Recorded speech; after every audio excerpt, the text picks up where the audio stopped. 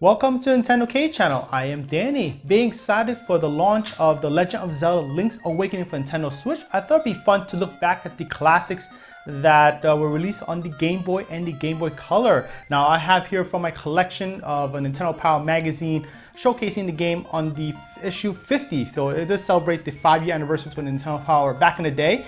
But of course I'll be unboxing these two games here.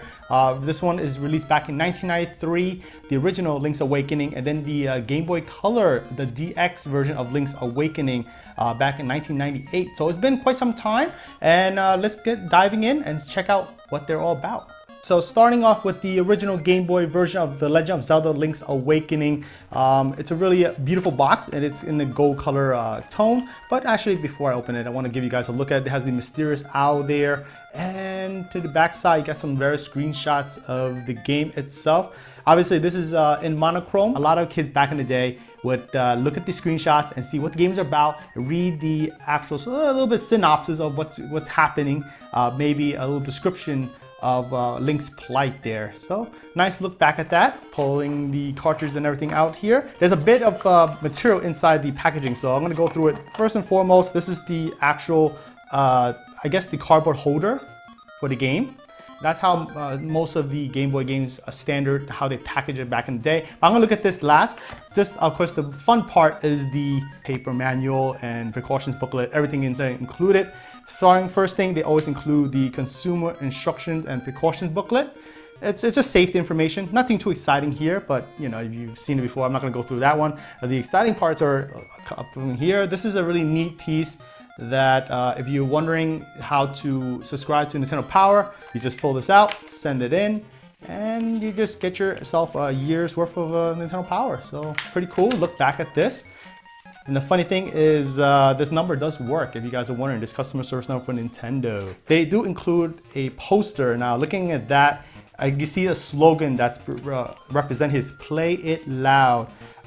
This is so like 90s vibe into it, so really neat. I'm looking back at this. I'm enjoying the feel and look at. If you just look at it carefully, this is of a hand. And there's a Game Boy right there. So again, "Play It Loud" by Nintendo, one of the older slogans. Flip on to the back side. Now this is pretty cool. Again, the slogan and various games that are popular at the time. You can see some Space Invaders, Metroid 2, Return of Samus, Kirby's Pinball Land, Warriors Land, Donkey Kong, Tetris 2, Kirby's Dream Land, Wario Blast, and of course, the Legend of Zelda Link's Awakening. And I did mention before, if you're wondering to play this officially on the big screen, this is the retro way to do it. Is using your Super Nintendo with the Super Game Boy connected with the cartridge there, all in that set you can play on the big screen. That's why actually how I'm doing it. Last but not least is the manual here. So this is the original instruction booklet. What's sad is most of the releases of Nintendo Switch now, they don't have any instruction booklet. Probably a digital one at best, but let's dive in, see what's inside. And this is a good treat because you guys know me, I love to look at the artwork and what's included here. They even give you a little prologue, what you're going to be experiencing, why Link is the way he is in the game. I don't want to spoil too much if you've never played the game before. They have how to control Link, the control options here, and how you begin your game. They even tell you how to insert the cartridge if you're interested in knowing. Here is how to copy save files and deleting save files. They tell you everything what you need to know to start off the game. We have the main screen, the sub menu of when you're picking various items and how you select certain items. We have here is the map screen. So one of the things about the Game Boy, it does have a limited resolution. So it's a very similar summarized version of the map, and you're gonna have to navigate it in the way that the Game Boy can provide it to you. So this is a great way to understand what you're looking at on the map when you're in the game. Oh, it's also basic movements, how to walk and talking and interacting with various items in the game. We have leaping, obviously you're jumping, using the various techniques that Link will progress in the game when you get various items, like the Pegasus boots. If you played other Zelda games, you know that makes you run and you dash, and if you hold the sword, you can probably knock out some enemies along the way. We have some ramming action here, pulling, so continue. There's a lot of movement that is described here, pretty nice. They have the various items that's in the game, so kind of to let you know what they're about. So it's nice to understand that, because in the game they might not give you a lot of details because it's a limited resolution. So they have to work with what they have in terms of the technical specs of the Game Boy. Some other about the dungeons, and then of course in the dungeons you have treasure chests and dungeon items, like the map and compass. So that does make a comeback in this game. These are the various musical instruments that you'll be collecting once you beat the various bosses in the world. They have the pots. Obviously, you know that that's very fragile. You tend to throw it out around the world and you collect those health items like the heart containers, or I should say more like the heart pieces, maybe just little hearts to restore your health. And this is ending and saving the game. Very important. The game does include a battery backup. So hopefully my game cartridge still is surviving today and you could just continue saving. But last I checked, it did still work. So I'm very fortunate at that. But you make sure to save your game, and they do tell you when you're quitting the game, you gotta save your progress, or else you'll be leaving, going back to where you began.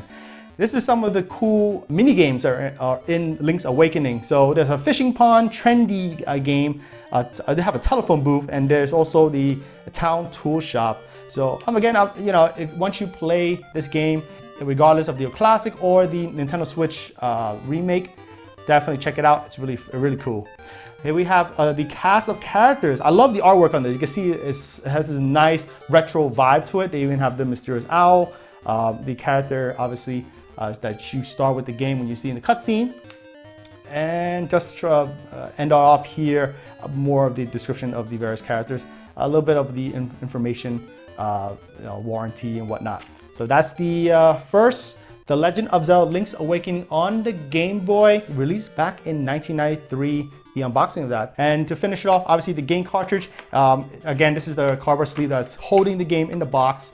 And you pull out the cartridge. They do have these protective dust cover sleeves, so it's good to hold your game cartridge in there to prevent any, I guess, corrosion or damage to, whichever cases, or you may possibly drop it. So this is how a Game Boy cartridge looked like. So I do like a bit of the gold color tint to the label, and on the back, nothing too special.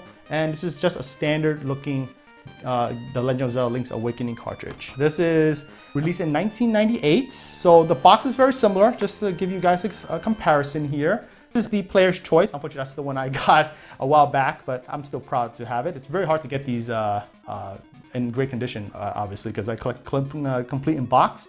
So flipping to the back side, you can see there's a bit of a variation here. You have a picture of Link. This is a screenshot of the cutscene that you're introduced to the beginning of the game, and of course you got a boss battle here.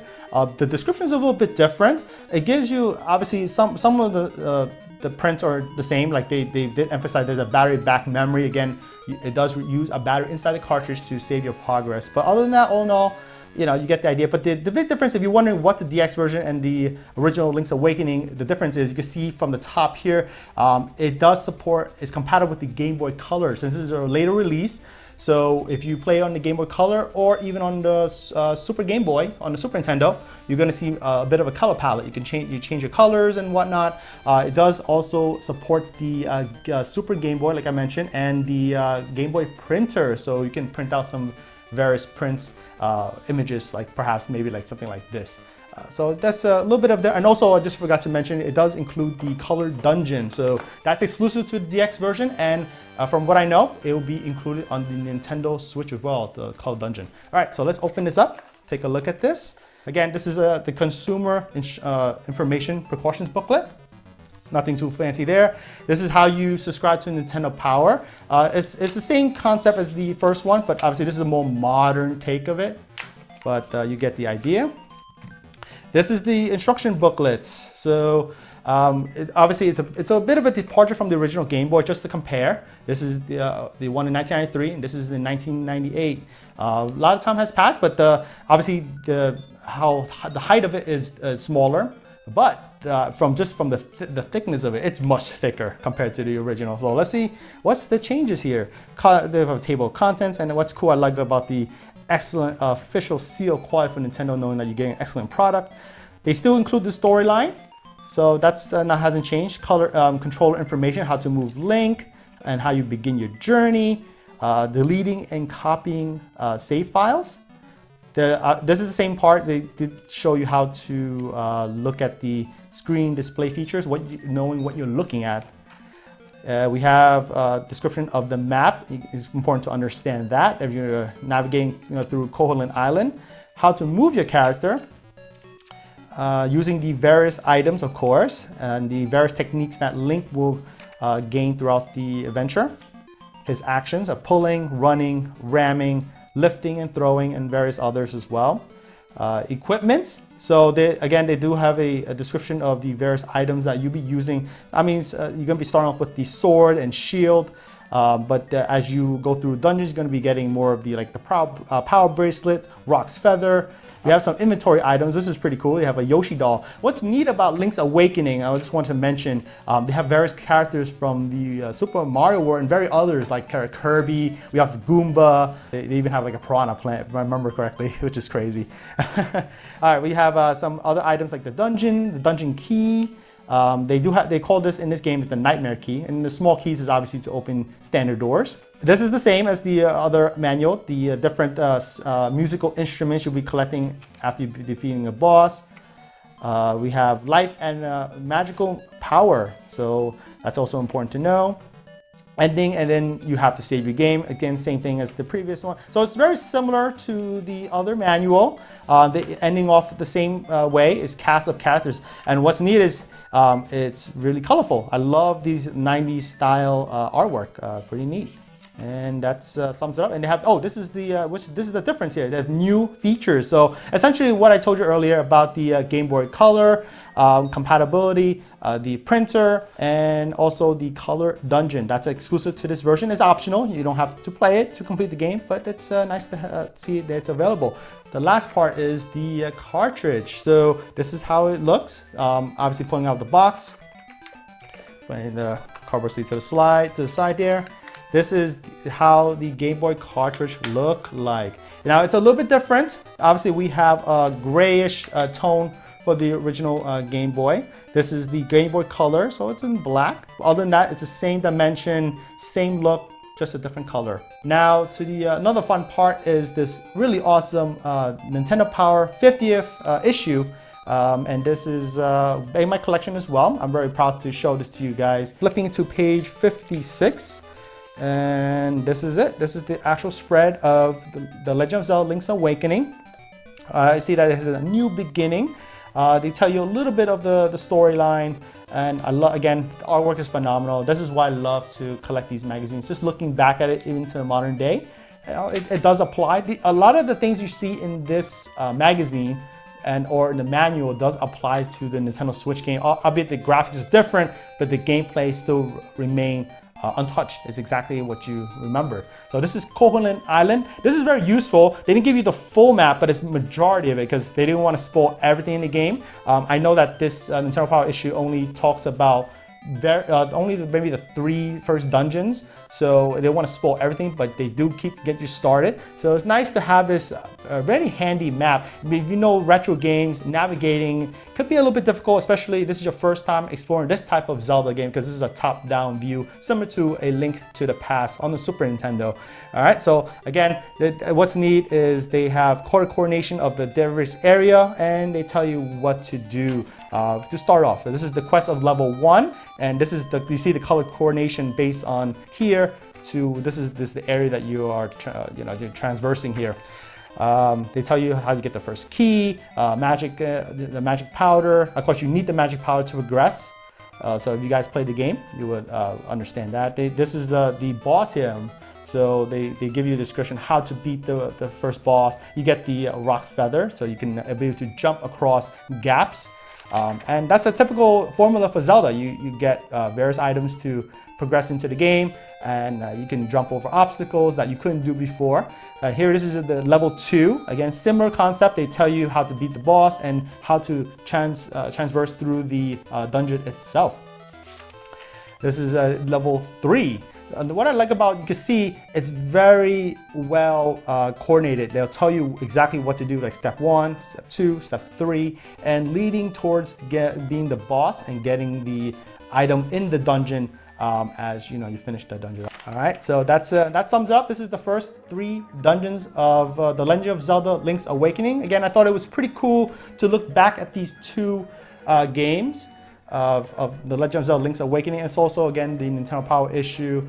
Getting hyped up for the Legend of Zelda Link's Awakening for Nintendo Switch. I'll be definitely getting that game myself. I hope you guys are as well. This is one of the classic games that has ever been released, and for many is one of the best Zelda games ever made. So looking forward to diving in the cute world of Koholint Island once again, if anything. If you enjoyed this episode, I appreciate a thumbs up. Subscribe to Nintendo Cade for more episodes like this. I'm Danny at the Nintendo Cade channel. Thanks for watching, and I'll catch you in the next episode.